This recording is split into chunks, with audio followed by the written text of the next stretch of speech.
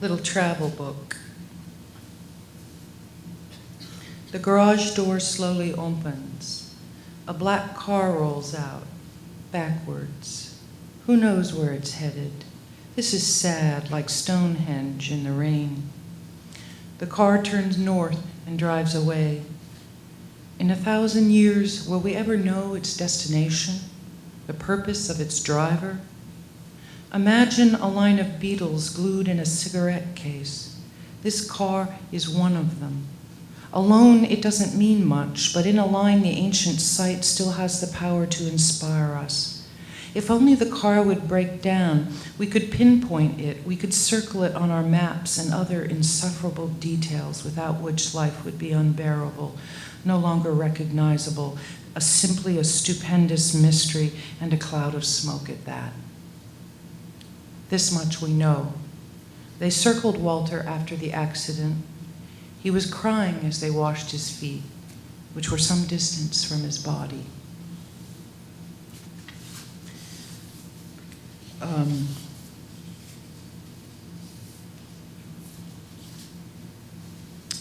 Winding down here.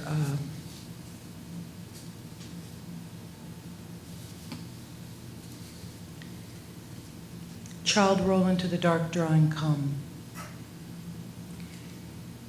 It's late. I open the door and a few branches have broken in the wet snow. The smoky gray light of town rises above the treetops, the bare tops. Look at them, all of them have lost what is real.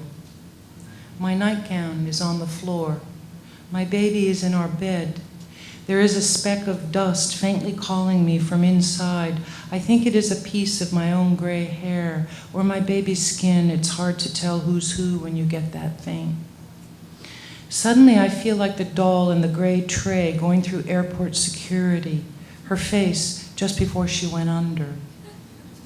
And there's a speck of dust far, far away, outside and up.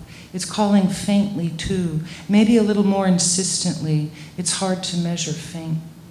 Can you hear? The dust is calling the dust, and I'm the most insistent of all, in love with my own ears. Two dusts whispering to each other, as if I can't hear, the way I can hear my baby get out of bed and pee, and the faint sound of that. Now the nightingale is gone, and the night is rubble.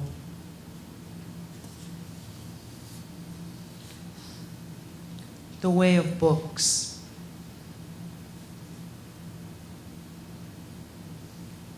My chickens call to your chickens. Your chickens call to my chickens. We grow old and die with never a need for a visit. I'd like to close with one last poem by Mr. Creeley. It's called What?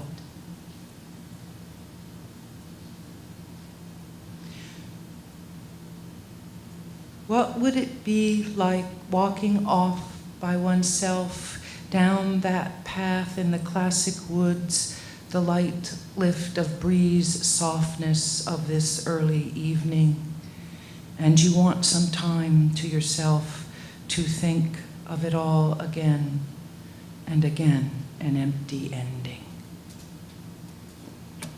Thank you so much for coming out this evening. Thank you.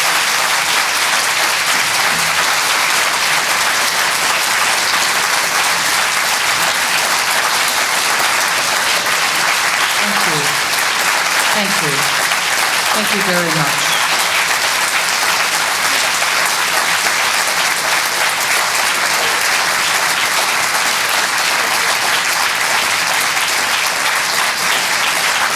Thank you. I believe it is traditional now to have a brief a Q&A session. So I'm very happy to answer any questions that you might have. This is appropriate? Yes.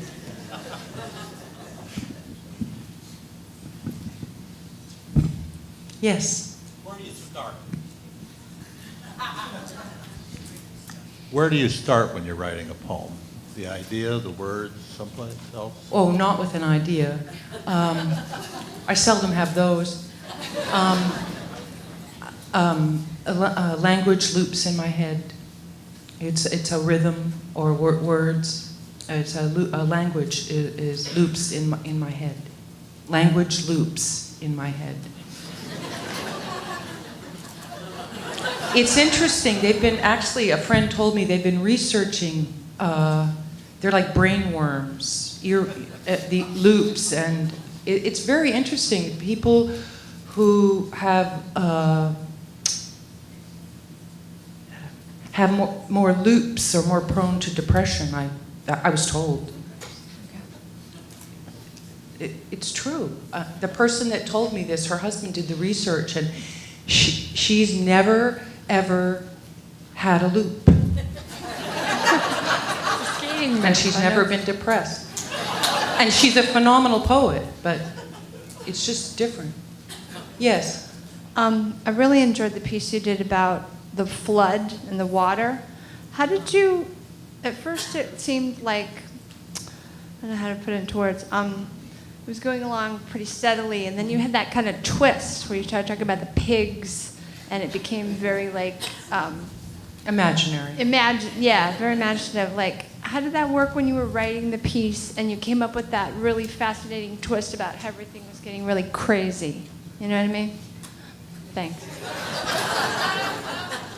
I honestly don't remember. It just happened. I don't remember. I know most of that piece is true until the end. I think it would have been very boring if it just, I don't know. I mean, I didn't, no, I really did. Yeah, hi. I'm Chris, yeah.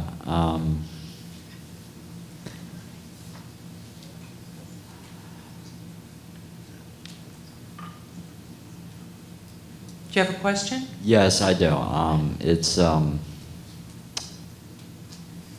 Was that comedy or poetry? Oh, well, I actually don't think my poems are funny. But I learned early on that people laugh at them. And it used to upset me, and now I get it.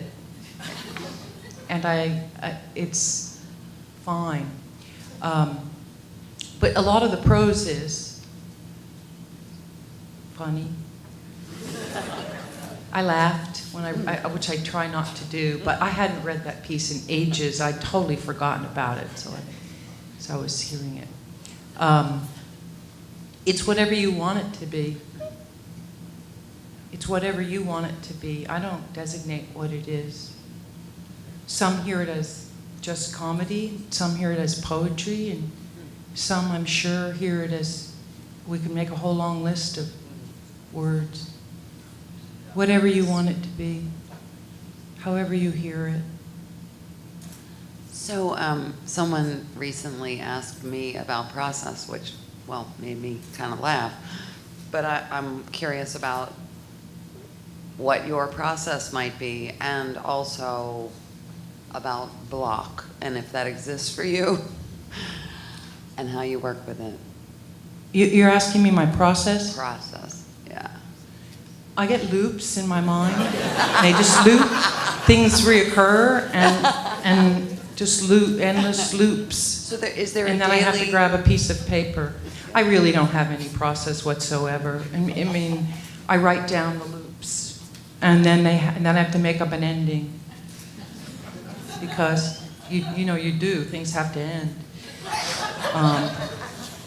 It sounds funny, but it's not. It's very, very serious.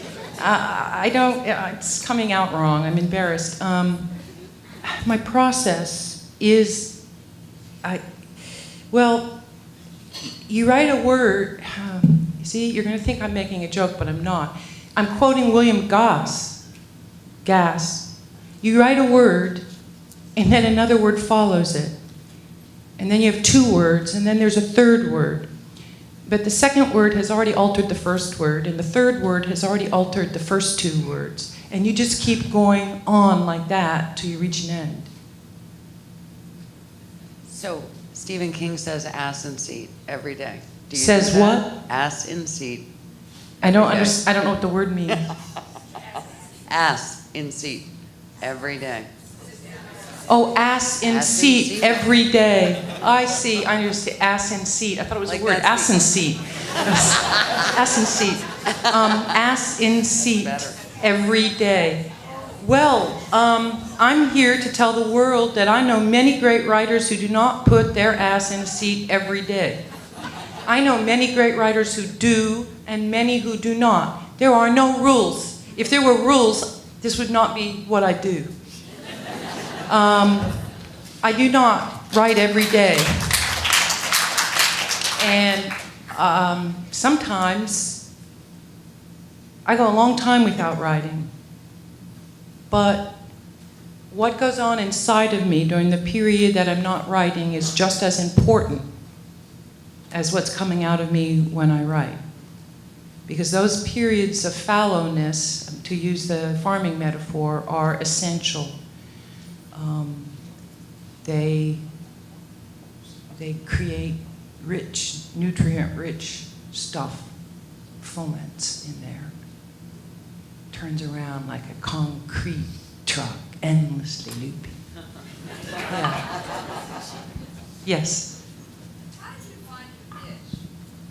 How did you find your place in the world?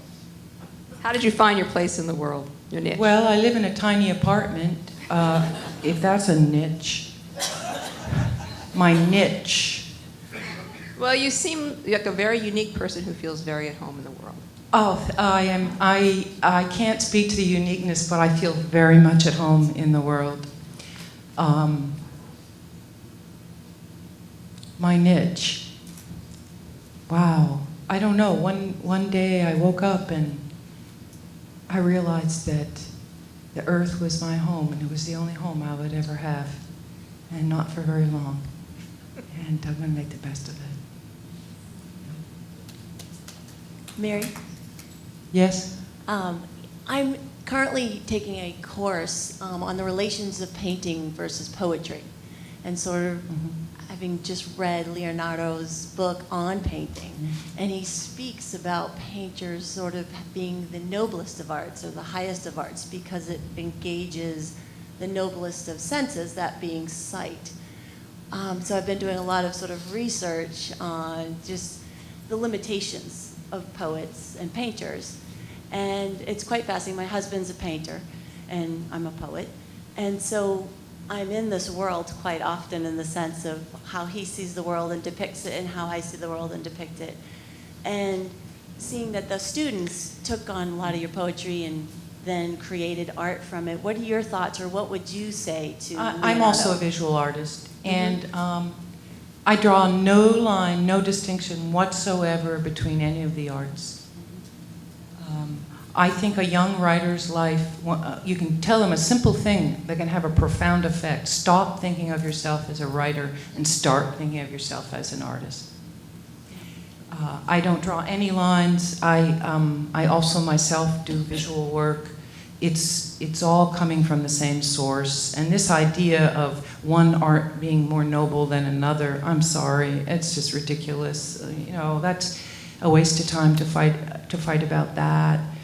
Agreed. It's yeah. interesting. It's kind of the old classic. Yeah, But you know, I mean, I've heard it said of poetry, and it's just, don't we have better things to do with our time? Don't we have better things to do in school? And to devote hours to what's the noblest art? Nothing is more boring for an artist than to have to discuss that, you know. Yeah, and I know you agree, right? yeah, no, it's just But- because I've had to defend this as part of my research Yeah. and my essay that I have to actually speak of that. So I was Yeah. just curious as to your thoughts. But thank you. What's the best country on earth? You know, what's the best color? Yes, they're in the back here. There's something about the flow of your language that reminds me of jazz, like listening to Coltrane. And I'm wondering, are you into music, or do you, is that anything that informs your flow of language in this loop? I mean, if you listen to improvisational jazz, you know. I love music and I listen to it all the time, and I listen to all kinds of music, including jazz. But I'm not a musician. I can't read music. I'm tone deaf. I can't sing. I don't understand the language of music. I once went to a classical concert and sat there and said, wow, wasn't that great? And everyone I was with looked at me because it was like apparently horrible. I don't have that. I don't have an ear, but I have an ear for language, and I have my own ear, and no two ears are alike. So the ear is absolutely essential to me. And I mean, the ear is essential in Creeley's work. I mean, you can see that. But different ears are, all that matters to me is that the writers I love, no two sound alike. It's no two sound alike. You have, your own voice, your own ear, because no two people are alike. I'm always telling students that the best way to imitate someone you love is to be yourself, because that's what you love in them. That's what they were doing. That's what they were doing. So you don't imitate them. You imitate them by being yourself. Yeah. What were some of the books that you had to purchase for the library? Oh, well, I chose art books and prose, not just because I figured 14 years of poetry, I saw the poetry collection. It's so impressive. And so I thought, I had some examples. I had them get an anthology of Chinese poetry, the Anthology of Classical Chinese Poetry, big book that David Hinton translated, came out for our Strauss about 2 or 3 years ago. Knowing me, probably Robert Valser, Lydia Davis's collected work has just come out. So those are prose titles, some stuff in translation.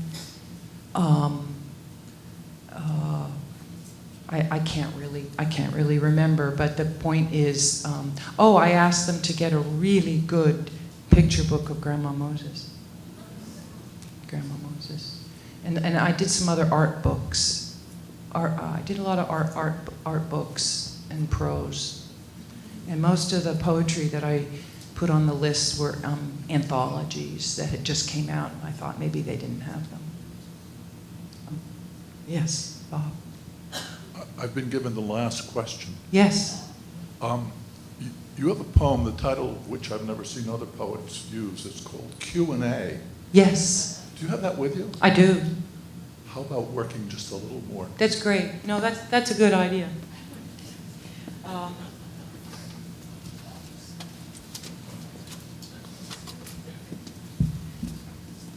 Before I read, I will close with this. This poem comes out of an actual life experience. I was asked this question on live radio. And of course, I didn't have time to think of a good answer. So I had to go home and think of a good answer.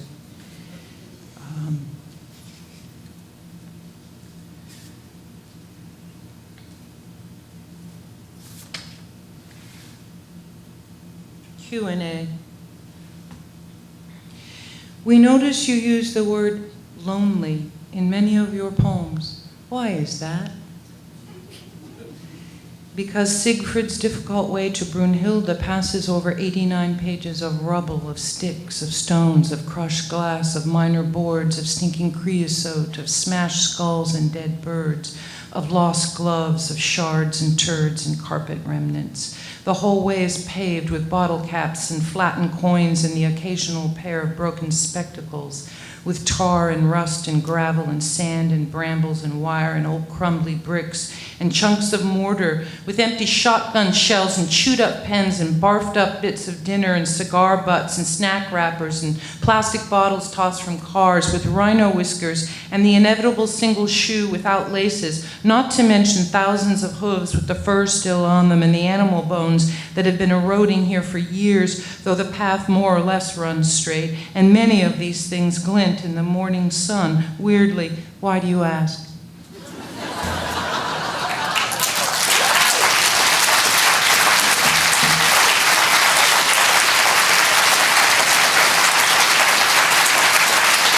Thank you very much for coming, and I'll be happy to sign books. And I'd like to thank the Creeley Foundation for the evening.